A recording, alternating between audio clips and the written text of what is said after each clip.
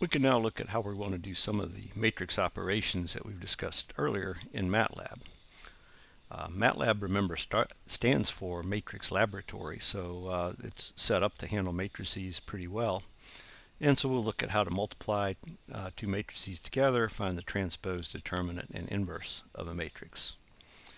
So first of all, as you recall earlier when we were looking at MATLAB arrays, we enter a matrix or an array by enclosing the elements within square brackets. We can use spaces and or commas to separate the elements within a row, and so a semicolon indicates that we're starting a new row. So here's a matrix G. You can see that there are 9 elements here. The first 3, 2, 5, and 8 go on the first row, then a semicolon advances to the second row, etc. So here are two matrices. There's G and H. G is a 3 by 3 and H is a 3 by 2. So we know earlier that yes, we can multiply those together, and what we'll end up with, 3 by 3 times a 3 by 2, will end up being a 3 by 2 matrix. And to multiply those two matrices together, we just use the multiplication sign as same as we were multiplying two scalars together. So this matrix L is going to be G times H, and again we get a 3 by 2 matrix out of that.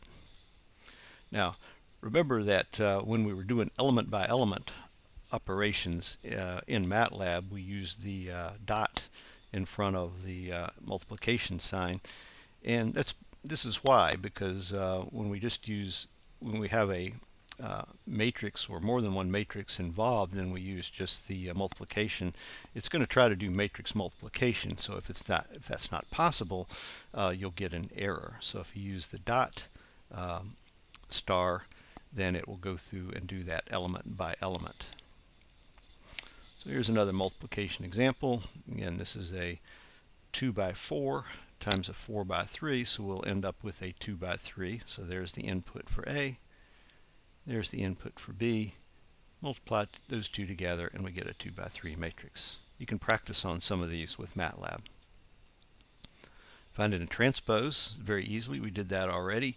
Switch the rows and columns, then we can either use the command transpose, and so we've taken matrix A, transposed it, and assigned it to the variable name B.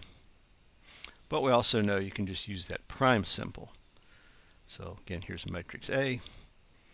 B is equal to A prime. Again, just takes the first row, becomes the first column, etc. Okay, determinant, just DET. Simple as could be.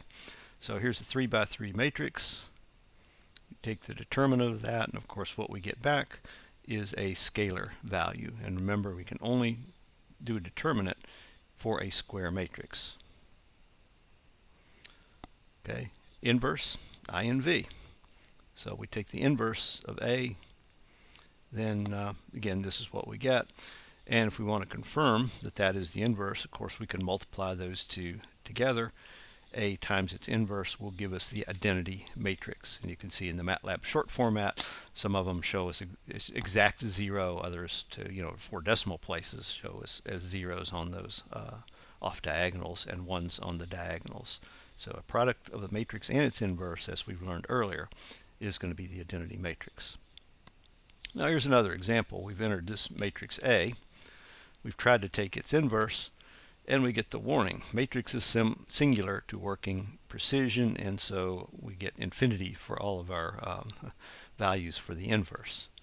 So, can you guess why this matrix has no inverse?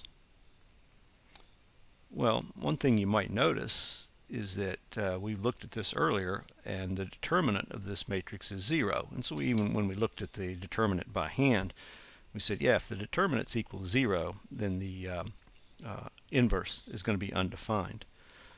But now let's take a look at that matrix in particular. And what you'll notice is if you look at the third row, it is just 2 multiplied by the first row. And when that happens, we say that that matrix is singular. We'll see later on, very soon, when we start talking about simultaneous equations, that when we have a simultaneous equations defined by matrices, if two of the equations are the same, and if you just multiply an equation by a scalar, you get the same equation, then you don't have enough equations to be able to solve the system of equations. And so that's an important thing to realize here, that again, we'll have a lot more application of that when we're looking at simultaneous equations. But just remember this, that when you have one row of a matrix that is just the scalar multiple of another row, then that matrix is going to have a determinant of 0, and we're not going to be able to find its inverse. And again, just by the confirmation here, we found the determinant is equal to 0. So again, summary: multiplication is exactly the same as it is for scalars. You've got two matrices you want to multiply. As long as that multiplication is possible, A times B gives us that matrix multiplication. Either the command transpose or prime will switch the rows and the columns and find the transpose of a matrix. DET for determinant, and INV for inverse. So that kind of summarizes what we would do in MATLAB. Now we'll look at some of those operations in Excel in the next video.